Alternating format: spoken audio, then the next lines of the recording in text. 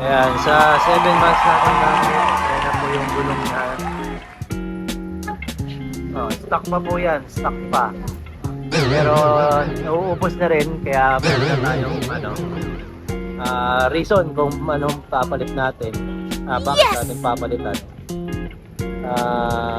Palitan natin ng Kenda, o-order tayo.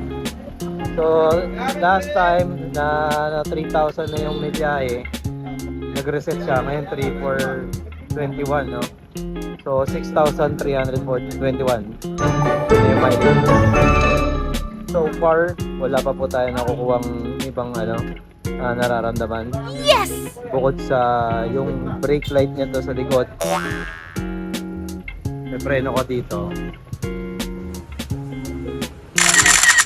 Ayan, may preno ko.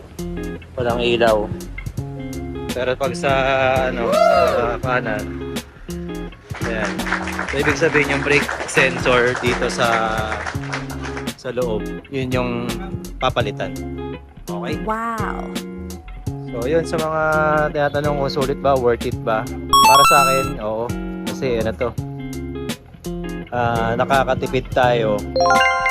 Kasi imagine nyo dati halos 3,000 monthly ang natin, gastos natin sa gasolina at saka sa pag-change oil. Yung gulong, tsinaga po natin kahit madulas. Yun lang, sa mga bago po at wala pang papalit ng gulong, ingat lang po kayo, lalo na pag nadaan kayo sa basa. Kaya merong mga bakal sa gitna at lahat yun. Yun yung mga kailangan nyo ingat. So yun muna, maraming salamat po sa mga nag-subscribe at lalo na po sa mga sumusuporta.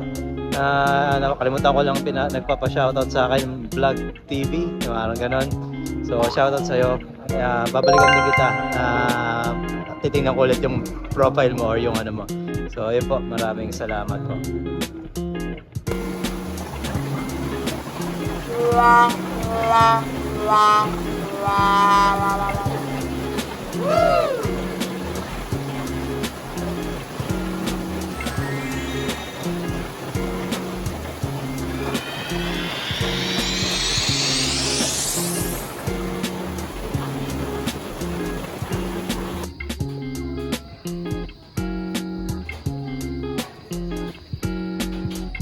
Full tank.